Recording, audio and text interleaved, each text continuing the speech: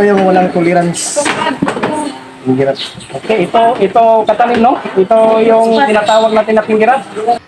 Okay, good morning, magandang umaga mga katanim, and welcome ulit dito sa aming YouTube channel, Agricadito TV. Okay, ayan mga katanim, tapos ko na maipakita sa inyo kung ano yung proseso na pinagdadaanan ng ating saging na kabindis doon sa may selection area. Ayan, kung ano yung mga kinukuha natin doon, and ina-apply natin yung 1, 2, 3, yung tinatawag natin na inspection, decision, and trimming. Okay. Ngayon naman mga katanim, ipapakita ko naman sa inyo. Pupunta naman tayo doon sa my quality side. Ayan, ipapaliwanag ko sa inyo kung ano yung mga defects na wala talagang tolerance and kung ano yung mga defects na may mga tolerance. And ipapaliwanag ko din sa inyo mga katanim kung ano yung mga calibration ng ating saging na kabindis. Kung big hands ba ito or small hands ba ito. Kung ano yung mga sukat ng ating saging na para sa small hands and big hands.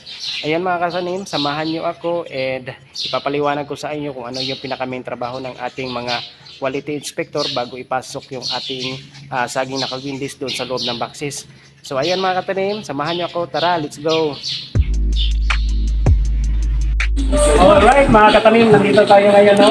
Nandito si Katanim na Aldrin, tatanungin natin siya ano yung mga defects na may mga tolerance and ano yung mga defects na wala talagang tolerance.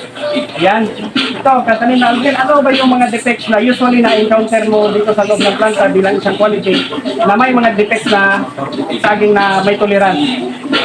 Ito po yung mga tolerance na defects na na-encounter sa araw-araw na pagpapaliti ko sa mga planta. Ayan, Tulad na ito. Ito yung tinatawag na old bruise. yan, ito mga katanim, ito yung tinatawag natin na old brush mga katanim, no? Hindi natin maiiwasan doon sa loob ng area na magkukos talaga siya ng old brush kasi may mga portion na matatamaan talaga ng dahon. And ayan, pero okay lang yan, may mga tolerance naman tayo dyan sa mga old brush na yan. Kapag masyadong malaki na siya, ang tendency yan is magiging class B na din siya. So minimal lang ito, so pwede pa ito, and kinuha lang namin ito siya for the sake, for example lang. So ayan, ito yung old brush mga katanim. Okay, ito yung ang ibang mga... Ito po yung katanim. Yung bruise. Okay, ito. Ito pala, ang new brush mga katanim, no? May mga tolerance na tayo dito sa tinatawag nating new brush kasi hindi ito masyadong malaki. Pero kapag malaki na ito mga katanim, so ang tendency niyan is magiging class B na siya. Nasa is ang tawag namin diyan is class B, is mababa na ang kanyang presyo nun. Okay, and sunod. Tapos yung tinatawag na scarring. Yan, ito. Ito mga katanim, no? Ito yung tinatawag natin na scarring.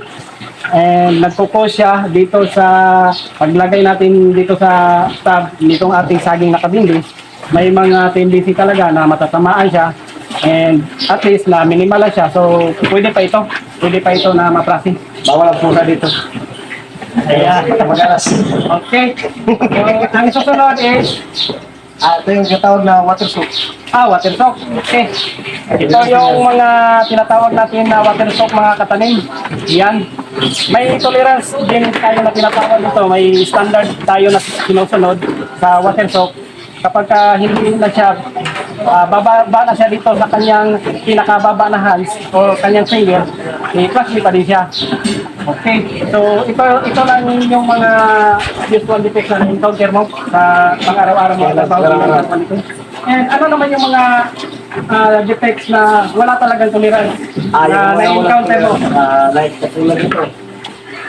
Yung tinatawag na pinggirat. Okay, pinggirat. Ayan. Ito yung walang tolerance. Pinggirat. Okay, ito katalim, no? Ito yung tinatawag natin na pinggirat.